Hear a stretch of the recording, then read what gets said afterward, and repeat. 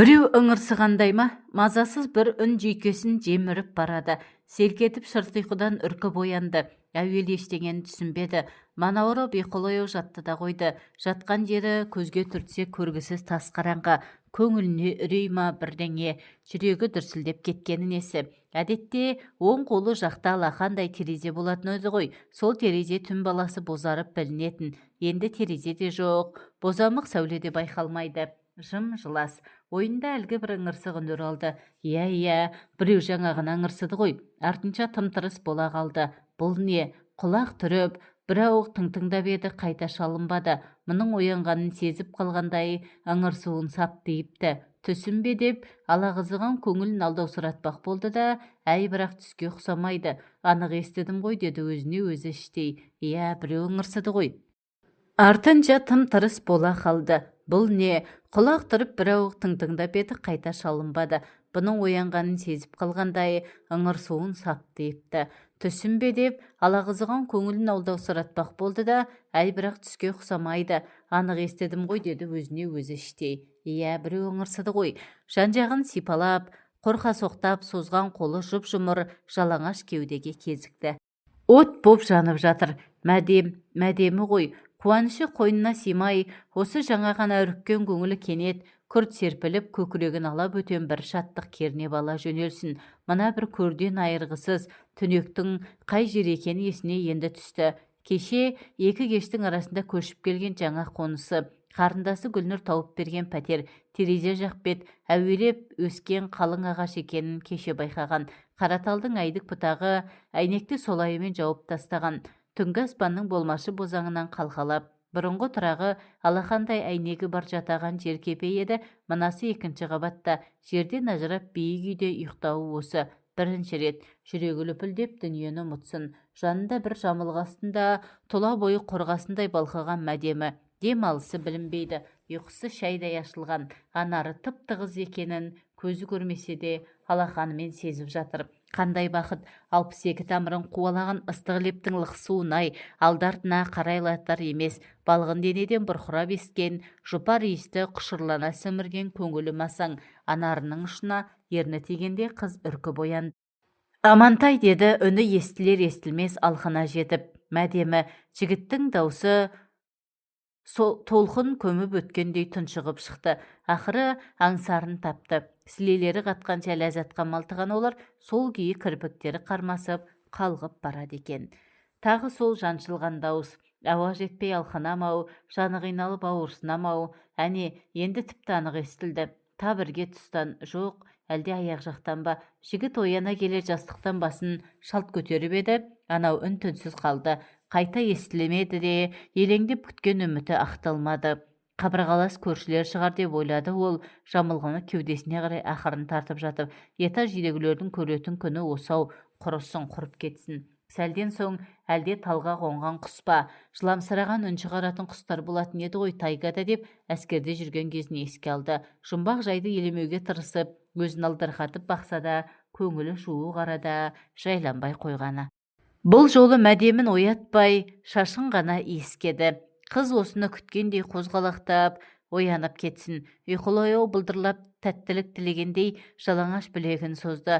Амантай оның қалай тез оянғанына қайран. Әлде ол да қалап жатыр ма? Тал бойы тосыннан тұтанып кенет ысып ала жөнелген содан. Күйті келген бураша екпіндей ұмтылып, үлбіреген тамағынан, балғын анарынан ашқарақтана асығыс сүйе бастады. Құмарта сімірген жұпар иіс ақыл естен айырып жаңағы жағымсыз жайдан жұрнақта қалдырмапты. Лып көтеріп құшағына алды. Аялап алдына отырғызды. Қауырсындай жеп-жеңіл-ау. Осы қылығы оған да ұнады сірә.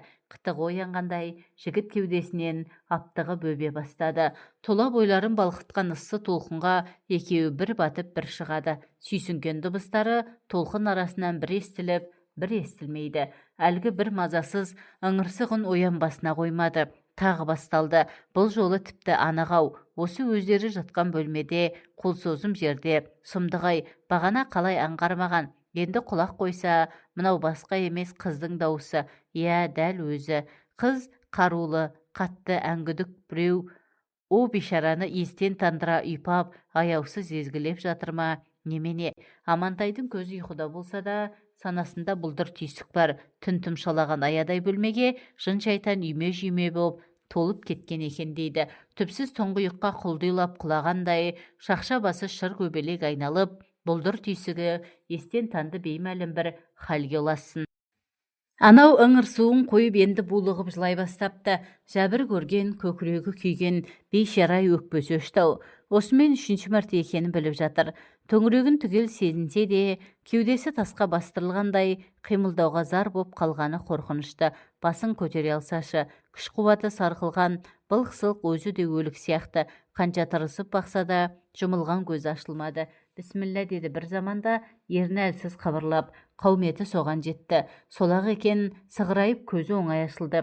Қыздың да жаны жай тапқандай кенет үні құмығып, тым-тырыс бола қалды. Сонда байқады, өзінің де жанарына жас толып тұр екен. Терезеден бозарып таң білінді. Жарығы тым жұтаң, құлағынан ыңырсыған жұмбақ үн кетпейді.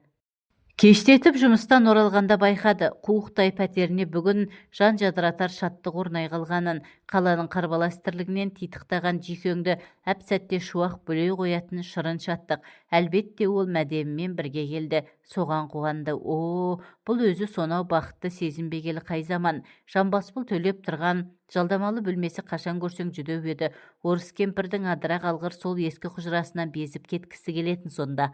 Безгенде қайда барады білмейді. Алып қаланың тұрғыны болғанына міне 3 жыл. Оны да ойға алғаны осы жаңа. 3 жылда қазан асып көрген емес. Үйден ыстық ас ішуді ұмытқан. Жалғыздың күні құрысын. Ал бүгін бәрі басқаша. Үйдің іші тап-таза, айнадай жарқырайды.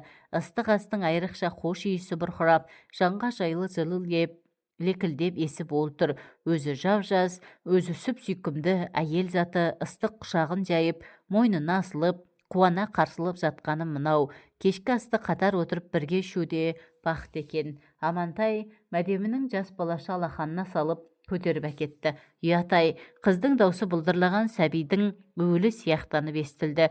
Түн болсында, ұяласың ба? Ұялам, қарамашы. Иә, міне көзімді жұмдым. Жігіт салмағын сезінген сайын өн бойын от кеулеп бара жатқанын аңғарды.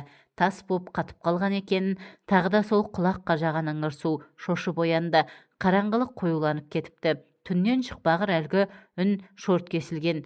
Бөлме іші тыныш. Бұл не сонда? Осы жаңа ғана абанық естіді ғой. Оянып кеткенінде содан емес пе? Қос қолымен басын шеңгелдеп меңзең боп отырып қалды. Әлде құлағыма шулаған. Көңілінде күмән көп. Осы үйде бір пәле бар деп ойлады бір мезет. Жын шайтан бар. Енді шын қорқа бастады. Бісміллә, бісміллә деді сосын сыбырлап. Бар білгені сол. Сан-сапалақ сұрақ ой қиялын көкпар қып, сансақ қалып қашады. Әлде мәдемі ме жылаған. Өз ойынан өзі шошындып, қарғыс атқыр сол түнгі оқиға есіне еніп жатпасын. Демі дірілдеп шықты. Мекеме бастығын әуежайға түннің бір уағында жеткізіп салған соң, тақымдағы шетелдік көлікті қалаға қарай бұрған еді. Бағыты өңкей жер үйлерден тұратын жұмысшы қыстағы. Осы ауданда жалдап алған бөлмесі бар. Қыстаққа апаратын қараңғы көше бос. Жүйткіп келе жатқан жалғыз өзі.